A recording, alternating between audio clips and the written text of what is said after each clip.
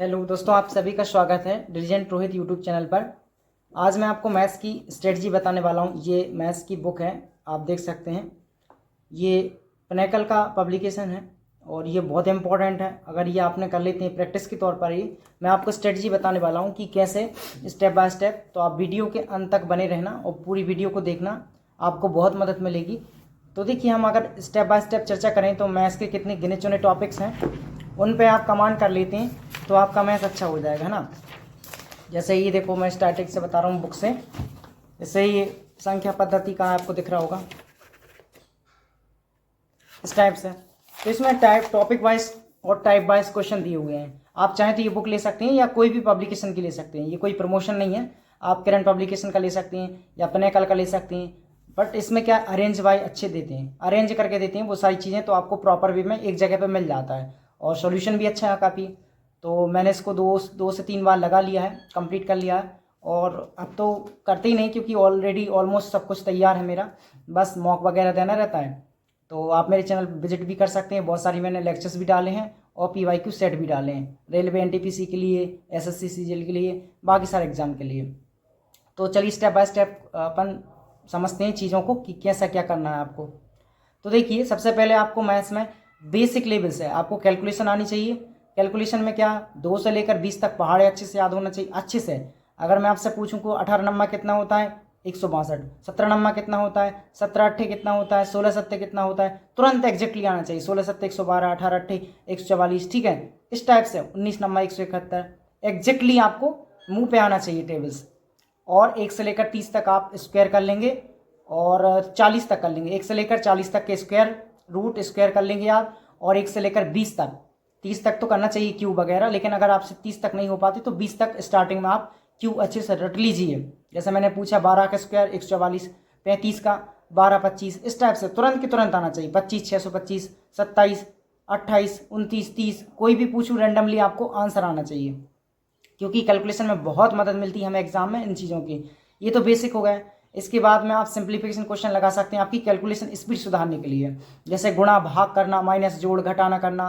जैसे 33 का 33 में इंटू कर दिए, स्क्वायर भी याद हो जाएगा और 1089 इसका आंसर हो जाएगा। 33 का 10 नवासी होता है। इस टाइप से उन्हीं नंबर का आप मल्टीपल 5-10 मिनट आप रोज करेंगे। ये अगर आप रोज करते हैं, 30 दिन का टारगेट बना ली, हार्ड चैलेंज ले लीजिए कि 30 दिन मुझे कैलकुलेशन करनी है करनी है। अगर आप 30 दिन कंटिन्यू ये करते हैं, पूरी की पूरी अपनाते हैं प्रक्रिया, तो आपका सच मानिए यकीन मानिए आपकी कैलकुलेशन बहुत अच्छी हो जाएगी। मतलब जितना आपका आज जो ऑलरेडी आपका है, उससे 10 गुना आपका इम्प्रूवमेंट दिखेगा। आपको 1 महीने करके देखिए आप, आपको बहुत ज़्यादा फायदे मिलेंगे, फिर आपको मज़ा आने लगेगा ना। ये तो हो गई कैलकुलेशन की बात। अब आते हैं हम अपने टॉपिक वाइज कि मैथ्स को अच्छा कैसे करें। तो देखिए, 4 महीने के अंदर अंदर आप कोई भी किसी भी एग्जाम के लिए आप मैथ को अच्छे से तैयार कर सकते हैं। चाहे वो CGL एग्जाम हो, अभी CGL का कैलेंडर भी आ चुका है, रेलवे का भी कैलेंडर आ चुका है ना। और व्यापम का जो मध्य प्रदेश के जो एग्जाम है, या बाकी स्टेट वाले जो देखेंगे, यूपी हो गया, बिहार हो गया, राजस्थान हो गया, कोई भी स्टेट ले लो आप, वहाँ के एग्जामों के लिए मैथ्स तो सभी एग्जाम में आती है, तो आपको करना ही करना पड़ेगा। और NTPC खासकर और CGL SSC के लिए, तो इनमें तो भाई अच्छा खासा आता है कैलकुलेशन भी। तो आपको तैयार करना है, कहाँ से तैयार करना है वो भी बताऊंगा, सारी चीज़ें स्टेप बाय स्टेप समझेंगे। तो देखिए, सबसे पहले आपको परसेंटेज टॉपिक पढ़ना है, फिर रेशो, फिर ठीक है टाइम एंड वर्क, इस टाइप से जितने एक से एक रिलेटेड। जैसे परसेंटेज पढ़ लिया, प्रॉफिट लॉस पढ़ लिया, CISI हो गया, रेशो। तो परसेंटेज के बाद सीधा रेशो पढ़ना है, या रेशो को आप पहले पढ़ सकते हैं ना, क्योंकि परसेंटेज और रेशो जो है ना, वो दोनों एक दूसरे से जुड़े हुए हैं, इंटरकनेक्टेड हैं। अगर उन दोनों को कर लिया आपने, तो बाकी के सारे टॉपिक अर्थमेटिक के कहीं का भी टॉपिक ऐसा नहीं है जो आपसे ना बने। परसेंटेज और आपका रेशो एंड प्रोपोर्शन दोनों पढ़ने से, प्रतिशत और समानुपात, अनुपात और समानुपात, ये दोनों पढ़ लिए तो सारे टॉपिक इंटरकनेक्टेड रहते हैं आपस में, वो आपके तैयार हो जाएंगे।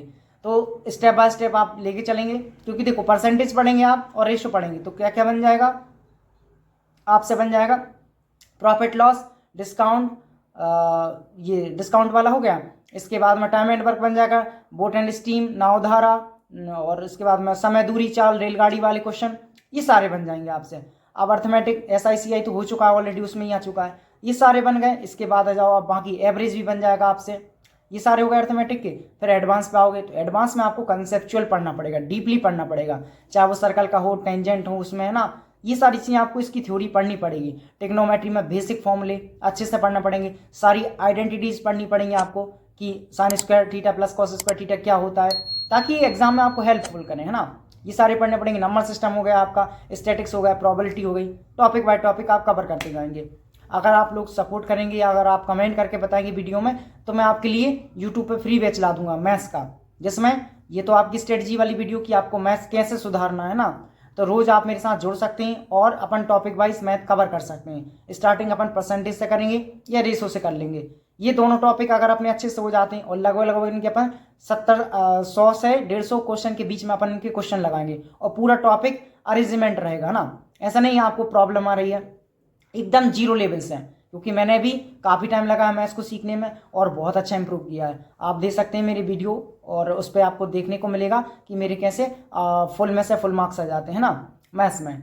एक दो क्वेश्चन ही गड़बड़ हो जाते हैं या गलत हो जाते हैं कभी अंडर प्रेशर एग्जाम में, बाकी अदरवाइज पूरा का पूरा मैथ्स अच्छा जाता है, रीजनिंग अच्छा जाता है। और अगर आपका मैथ्स अच्छा हो जाता है तो आपका रीजनिंग 100% अच्छा जाएगा, ये बात ध्यान रखें आप। अब दूसरी बात कि कहाँ से पढ़ें, आप कोई भी टीचर से पढ़ सकते हैं, जरूर नहीं कि आप मुझसे ही पढ़ें, है ना, किसी भी टीचर का पढ़ सकते हैं। मैं आपको बस बता रहा हूँ कि आप कैसे अच्छा कर सकते हैं। और सबसे बड़ी बात, डिसिप्लिन रहिए आप अपने काम को लेकर।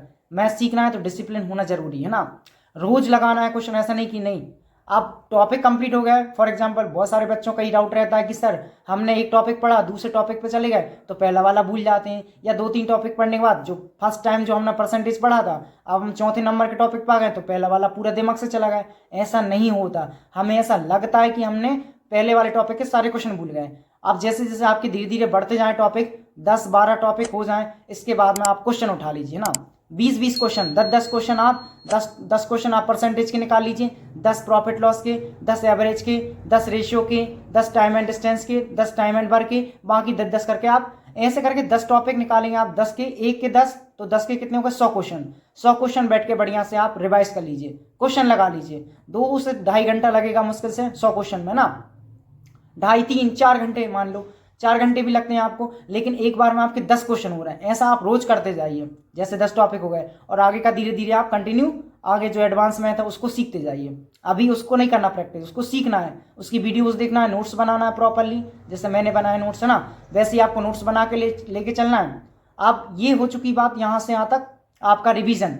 तो आपने एक चैप्टर के एक दिन में 10 क्वेश्चन लगाए, ऐसे करके आपने 10 टॉपिक के 100 क्वेश्चन लगा लिए। तो सोचिए एक महीने 30 दिन होते हैं, 30 दिन बाद आप कितने क्वेश्चन हो जाएंगे आपके पास भाई, 30 धाम के 300, है ना, एक टॉपिक के 300 क्वेश्चन लग गए। इस टाइप से 10 क्वेश्चन के आपके 3000 क्वेश्चन लग चुके हैं। तो आप देखिए इसमें है ही कितने, 6800 हैं, टॉपिक वाइज हैं। आप ऐसे करके 2-2.5 महीने में इसको कंप्लीट कर सकते हैं। और एक बार इसको करने के बाद जब दोबारा आप लगाएंगे ना तो आपको टाइम नहीं लगेगा, आपको बहुत कम टाइम लगे, क्योंकि आपको पता है ये क्वेश्चन तो मुझसे बन जाएगा। मान लीजिए परसेंटेज का ए बी का 10% है, बी ए से कितना परसेंट कम है या ज़्यादा, इस टाइप से पूछते हैं वो, तो आपको ओरली दिमाग में आने लगेगा कि ए बी का 10% ज़्यादा है, तो ए को हमने 100 मान लिया, बी भाई 110 हो गया। अब ए से कितना कम है, 10 ही कम है, तो निकाल देंगे उस पर अपन।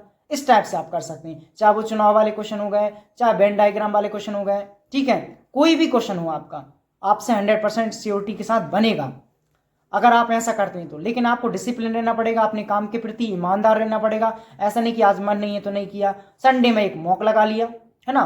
अभी मॉक नहीं लगाना, मॉक कब लगाना, जब आपके 10-12 टॉपिक कंप्लीट हो जाएं, एक बार चैप्टर वाइज थ्योरी कंप्लीट हो जाने के बाद फिर ये आप मॉक पे जाएंगे। ऐसा नहीं कि 1-2 चैप्टर लगे मॉक लगाने लगे, फिर आपके नंबर नहीं आएंगे, क्योंकि 1-2 चैप्टर पढ़े तो उनके ही क्वेश्चन बनेंगे और संभावना ये भी है कि शायद वो क्वेश्चन भी आपसे ना बने। तो ये आपको मान के चलना है कि 10 से 12 टॉपिक आपके तैयार हो जाते हैं, एक बार रिवीजन हो जाता है, इसके बाद ही मॉक लगाना है, क्योंकि फिर आपसे 10-12 क्वेश्चन जो टॉपिक हैं उनके क्वेश्चन तो बनेंगे ही बनेंगे, बाकी भी आप थोड़ा बहुत कर लेंगे, तो आपको मोटिवेशन लगेगा कि अरे भाई चलो मेरा इतना स्कोर बन रहा है, अभी ये टॉपिक मैंने पढ़े नहीं है, जैसे ही मैं ये टॉपिक पढ़ता हूँ तो इनके भी क्वेश्चन मुझसे बनने लगेंगे। इस टाइप से आप पूरा का पूरा मैथ बना पाएंगे। तो आई होप आपको ये समझ आई होगी ये चीज़ें, स्ट्रेटजी। तो ये तो रही अपनी भाई मैथ्स को कैसे अच्छा करना है, साथ साथ आप रीजनिंग का भी मॉक लगाते रहिए अभी से, क्योंकि जिसका मैथ्स अच्छा हो जाता है ना उसकी रीजनिंग अच्छी हो जाती है अपने आप। इस बुक को पढ़ने में आपको 2.5 से 3 महीने ही लगेंगे, ज़्यादा नहीं लगेगा। अब इतना मोटा आपको दिख रहा है ना, इसमें लगभग 500 पेज हैं, 500 पेज मैंने इसको 2 महीने 10 दिन के अंदर अंदर कर लिया था। इसको 70-75 दिन में कर लिया था, हार्ड चैलेंज लिया था, क्योंकि इसमें 80 डेज का हार्ड चैलेंज है, 80-85 का। लेकिन मैंने इसको 70 या 71 डेज में इसको कंप्लीट कर लिया था पूरी ईमानदारी के साथ। तो ये चीज़ें होती हैं, रोज़ मैं इस टाइप से करता जाता था। अब इसको मैंने 2 से 3 बार लगा ली, अब मुझे लगाने की ज़रूरत नहीं पड़ती है, क्योंकि मैं मॉक देता हूँ तो वहाँ से मेरी प्रैक्टिस हो जाती है। तो ये चीज़ हो जाती है। जब आपका एक बार थ्योरी वाइज कंप्लीट हो जाता है, इसके बाद आपको सिर्फ मॉक ही लगाना है। मॉक लगाते रहिए, जो गलतियां होती हैं उनको समझिए या उस टॉपिक को लगा लीजिए। मान लीजिए आपका परसेंटेज में मॉक में आपका क्वेश्चन गलत हो जाता है, तो आप क्या करेंगे, परसेंटेज को दोबारा पढ़ डालेंगे। कितने क्वेश्चन लगभग परसेंटेज में 200, 250, 300 क्वेश्चन है। अब 300 क्वेश्चन आप दोबारा लगाएंगे तो 300 क्वेश्चन लगाने के बाद फिर से वो रिवाइज हो जाएगा, आपका पूरा का पूरा आपका कंप्लीट हो जाएगा। इसके बाद में फिर उस टॉपिक से आपके गलत नहीं होंगे। इसी टाइप से मान लो अगले टॉपिक का प्रॉफिट लॉस का कोई क्वेश्चन गलत हो गया, उसका एक टॉपिक, उसके पहले कंसेप्ट देख लीजिए कहाँ पर गलती हुई, वो वाला जो टाइप है उसका टाइप देख लीजिए, या फिर उसकी पूरी की पूरी वीडियो देख लीजिए, या आपने जो नोट्स बनाए उनसे पूरे के पूरे क्वेश्चन रिवाइज कर लीजिए एक संडे में बैठकर, है ना। संडे में आप फ्री रहते हैं तो आप संडे में बैठकर आप वो काम कर सकते हैं। तो इस टाइप से आप 2 से 2.5, 3, साढ़े 3, 4 महीने के आसपास आपका जो टाइम रहेगा उसमें कंप्लीट मैथ हो जाएगा आपका विद प्रैक्टिस। इसके बाद आपको मॉक ही मॉक लगाना है। तो ये अपनी स्ट्रेटजी थी। अगर आप लोग कहेंगे, कमेंट करते हैं वीडियो के नीचे, आप जरूर अच्छा सा एक प्यारा सा कमेंट करना अगर आपको वीडियो अच्छी लगी हो या स्ट्रेटजी अच्छी लगी हो, आपको समझ में भैया ने सही बताया। तो आप देखिए, अगर आप कमेंट करते हैं, लगभग 100+ कमेंट आती हैं, तो फिर मैं टॉपिक वाइज मैथ्स का एक बैच लेके आता हूँ ना। और सपोर्ट करना चैनल को, प्लीज़ लाइक करना वीडियो को अगर पसंद आए तो आपको। थैंक यू, जय हिंद।